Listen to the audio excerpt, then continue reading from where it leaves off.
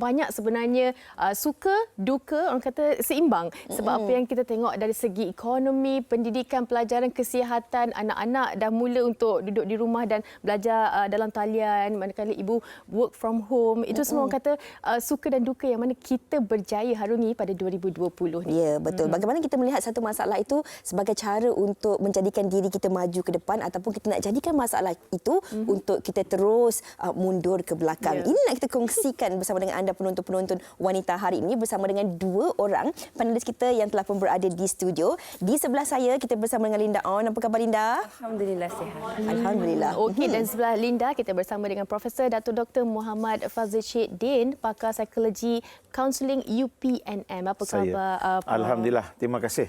Alhamdulillah. Kerana sudi hari ni kan. Hari ni hari terakhir 2020 Last Linda. day. Muka surat yang terakhir kan dah macam-macam kita tulis ni. Hari ni tinggal beberapa barisan je nak kita tulis untuk tahun 2020 ini. Baiklah, kita mulakan dengan Datuk dahulu. Kalau kita cakap tentang suka duka untuk tahun 2020 ni kan, pasti ada macam-macam cerita yang ingin disampaikan pada generasi yang akan datang. Tapi Datuk dah sempat kongsikan bersama dengan kami tadi, ada sedikit kajian yang dibuatkan oleh Datuk ini. Datuk, mungkin kita akan rasakan tahun 2020 ni banyak dukanya daripada suka. Tapi daripada pengamatan Datuk pula macam mana? Okey, terima kasih Fiza.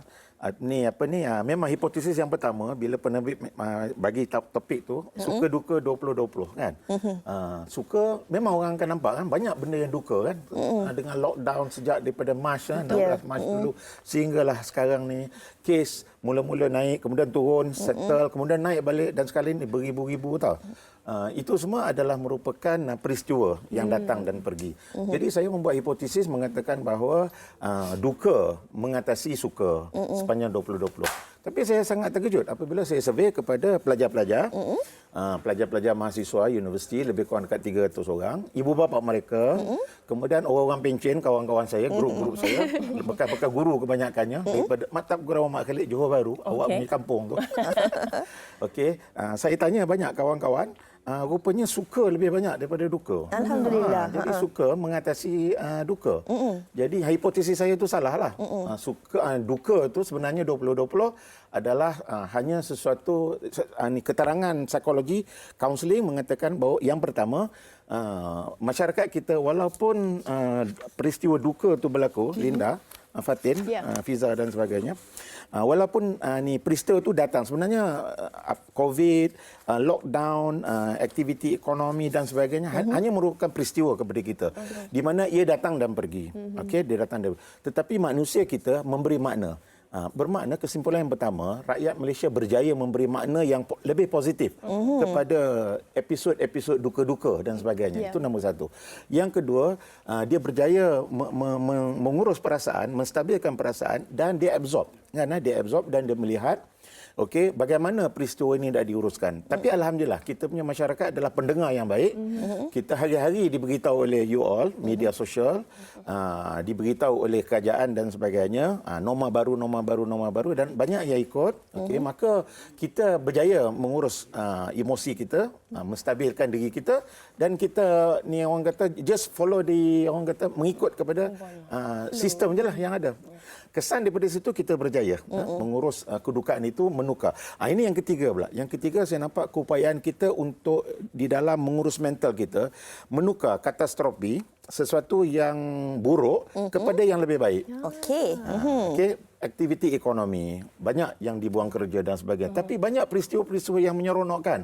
Mungkin Linda sendiri, orang event managers tau. Saya ada 2-3 orang kawan saya, memang total, bukan total loss lah, maksudnya cancel segala-galanya tau. Jadi macam mana dia nak bangun, nak moving forward. Kemudian pilot, anak-anak saudara saya ada 2-3 orang pilot, kawan-kawan dia daripada AirAsia, Malaysia Airways, Malindo dan sebagainya. Hari-hari kan kita tengok benda-benda baru berlaku.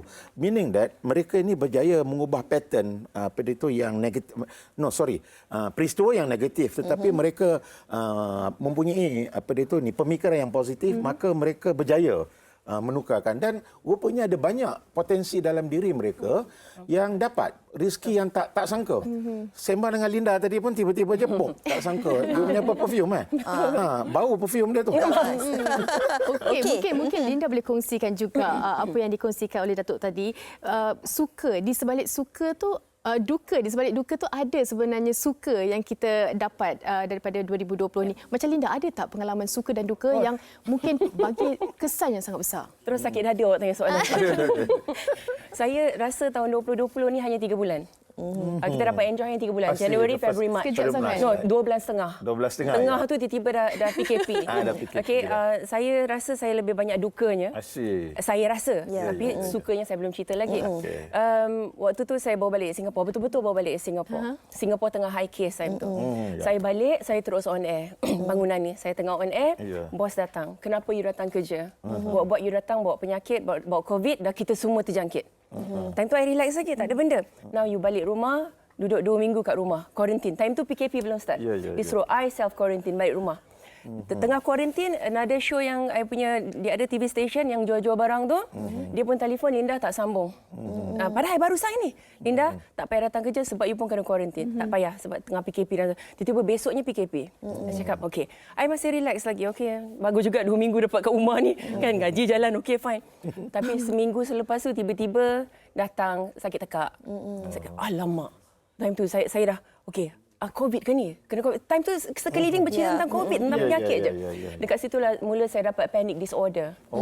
Bukan anxiety, doktor cakap bukan panic attack, tapi panic disorder.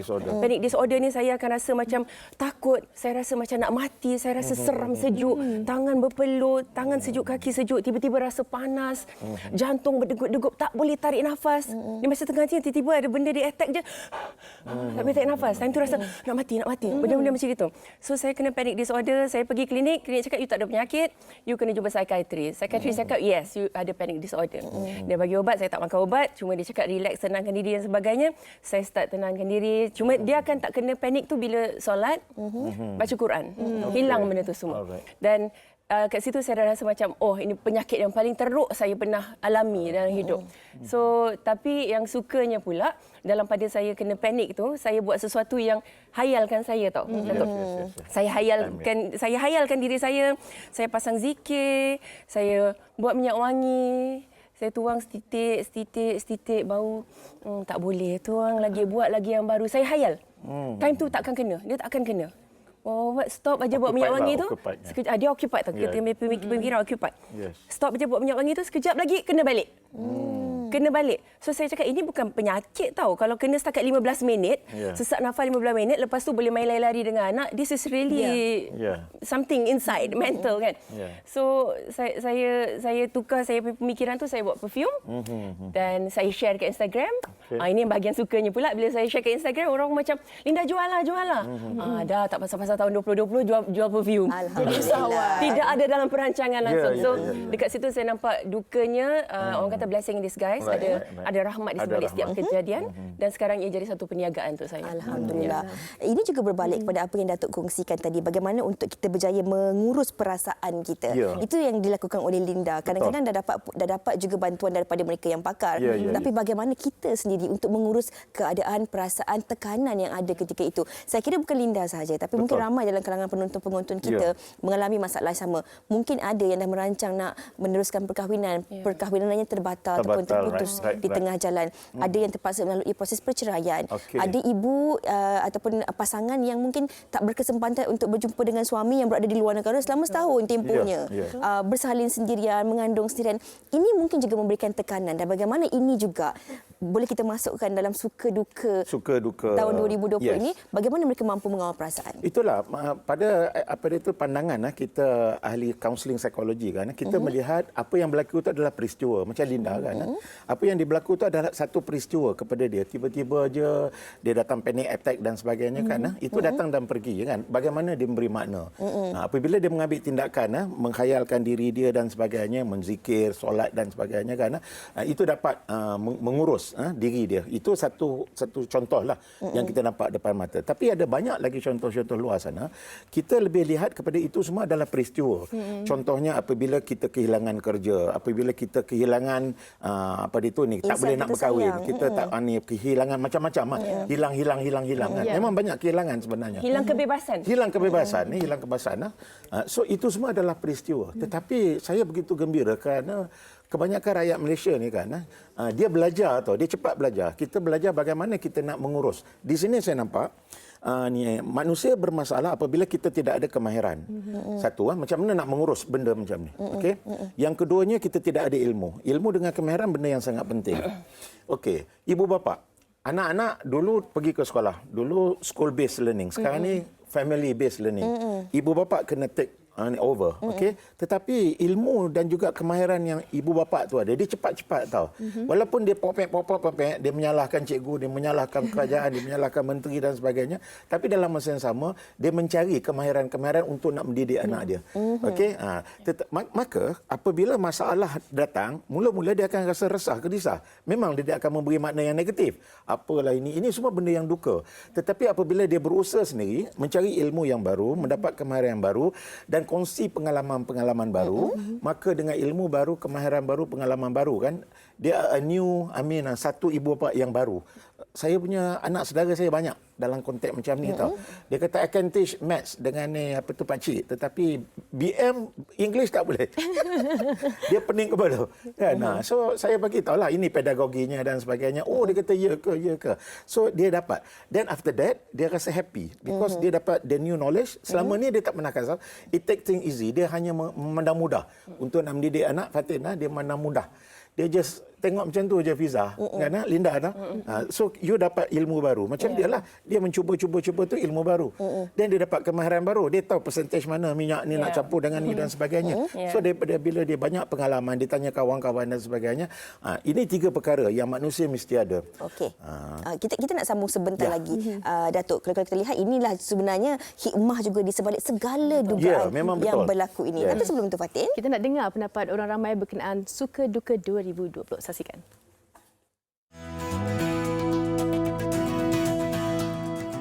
Saya melakukan perniagaan kecil, tapi disebabkan COVID-19, perniagaan saya drop.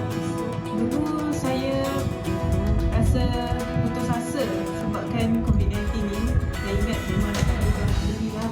So, bila ambil keputusan untuk buat online, Alhamdulillah ramai juga yang beli. Saya juga menjalankan perniagaan, jadi saya kerap berjumpa dengan para pelanggan untuk bincang pasal kerja. Tapi selepas pandemik, semua tu amat susah dilakukan. Dan semasa pandemik, perniagaan saya amat merosot. Macam sewa kilang dan juga gaji pekerja kami terpaksa bayar walaupun tak ada apa-apa income yang masuk. Saya dan suami terpaksa cancel percutian kami ke Guangzhou pada bulan 3 hari itu, dan aktiviti kami pada hujung tahun iaitu sepatutnya balik ke Semenanjung, tempat lahir saya iaitu di Selangor, pun terpaksa dibatalkan. Banyak sebenarnya kekangan yang mana 2020 ni bagi kita pun tak dapat bercuti, Fiza, kan lagi. Tapi tak apa, insya-Allah 2021 ada satu orang kata kebaikan dan juga peluang untuk kita semua. Tapi saya nak tanya Linda berkenaan dengan suka duka ni. Adakah Linda setuju kadang-kadang keadaan memaksa, kadang-kadang kita tak duga, tapi keadaan memaksa itu adalah memberi kita tekanan untuk kita belajar sesuatu? Betul. Macam saya tahun 2020, saya ni tak pernah kerja kat radio station, Fiza, Fatin. 2 tahun je. Saya tak pernah bekerja setahun, 2 tahun. Saya kalau kerja kat one radio station paling kurang pun 6 tahun, 7 tahun, 11 tahun, 10 tahun. Lama saya bekerja. Tapi bila saya kerja dekat ni radio station saya yang terakhir ni, 2 tahun saya tak expect pun dia cakap tak mahu sambung. Tapi inilah orang kata mereka pun ialah keadaan sempit dan mereka terpaksa mengambil kesempatan itu dalam kesempitan ini. Jadi bila kontrak saya habis Ogos, dia cakap sorry Linda tak dapat sambung. Keadaan tengah sempit sekarang, klien tarik diri Linda suka tak sambung kontrak. Saya pun macam terkejut. First time saya kerja 2 tahun je kat satu radio station.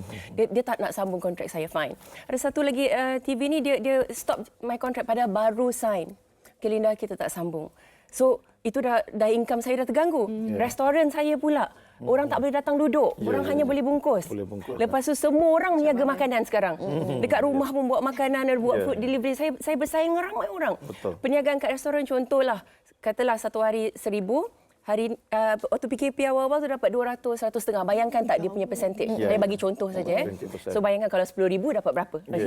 So income radio stop, income TV stop, out. Income restaurant out. So ini tekanan buat saya. Dekat situ dah campur dengan panik. Dia dah tekan saya, what shall I do? apa lagi aku nak buat ni? Dah tak tahu menangis macam mana. Inilah dukanya Datuk. Doa, ya Allah Tuhanku, apa ni? Segala jenis doa belajar. Apa yang Ustaz Saibit Liu ajar kita baca doa. Alhamdulillah Tuhan beri sinar, Tuhan beri petunjuk. Mungkin kau kena buat ini. Saya cuba. Dan Masya Allah, mungkin inilah dia yang saya boleh dapat, orang kata apa, satu income baru untuk menampung kehidupan. So itulah yang saya start perniagaan. Saya punya perfume. Alhamdulillah sambutan bagus. Dapat cover benda-benda yang saya tak dapat, yang lubang-lubang tu dia cover. At one point saya nak belanja RM10 pun saya sayang. Ya Allah Tuhanku, mahalnya. Serius, tak tipu. Kita lebih menghargai. Sebab lebih menghargai. Tekanan ini membuat kita lebih menghargai. Sayangnya, saya tak ada belanja online, tak ada. Apa benda yang ada saya buat sendiri. Semua saya buat sendiri. Saya sayang duit. Dekat situ betul lah macam Fatin kata, tekanan tu merubah kehidupan. Dan saya pun sedar juga bila setiap kali saya pergi kerja dulu, hari-hari saya pergi radio, setiap hari saya usap kepala anak, ya Allah Tuhanku, kalaulah aku dapat lebih masa untuk anak aku. Tuhan bagi. Betul-betul. Tuhan bagi, betul-betul Allah bagi. Tak ada kerja radio, tak ada kerja TV, tak boleh keluar rumah. Kau duduklah dekat rumah dengan anak kau. Duduklah. Saya dapat spend time the whole day dengan anak saya every day. Quality betul. Quality time betul. Saya cakap, ya Allah Tuhanku, thank you. Terima kasih ya Allah. Tapi macam mana pula dengan pendapatanku ya Allah? Sebab tu kita minta doa dengan Tuhan ni spesifik. Ya Allah, aku nak spend time dengan anak aku, tapi aku ingin begini ya Allah. Adalah juga income dan sebagainya. Tapi alhamdulillah sekarang ni semuanya beransur pulih. Kalau saya ada rasa macam nak kena panik, saya akan tepis. Aku nak kena panik ni. Bukan sakit. Aku nak kena panik. Dah boleh kontrol dari segi... Dah boleh kontrol. Kita apa yang Linda kongsikan ini yang kita berbalik semula kepada apa yang kita cakap sebelum kita berehat sebentar tadi tentang hikmah di sebalik dugaan. Mungkin Datuk boleh kupas sikit hikmah di sebalik dugaan. Ini juga yang berlaku dalam kalangan penonton-penonton kita di penghujung orang kata di penghujung tahun 2020 ini, bagaimana sebenarnya mereka harus mengambil setiap dugaan itu sebagai hikmah yang harus dilihat cepat ataupun lambat untuk menjadikan satu benteng dan juga kekuatan untuk kita melangkah masuk ke tahun 2021, Datuk. Okey, Linda cakap tadi kan, saya boleh nampak. Sama juga semua orang. Dulu kita boleh nampak budaya kita kan, kita terlalu mass. Mass ni maksudnya kita meletakkan diri kita dalam kelompok. Walaupun kita duduk dalam bilik seorang-seorang duduknya ni, sebenarnya kita berinteraksi dengan netizen beribu-ribu dan sebagainya. Makna dia kita engage dengan mass tau.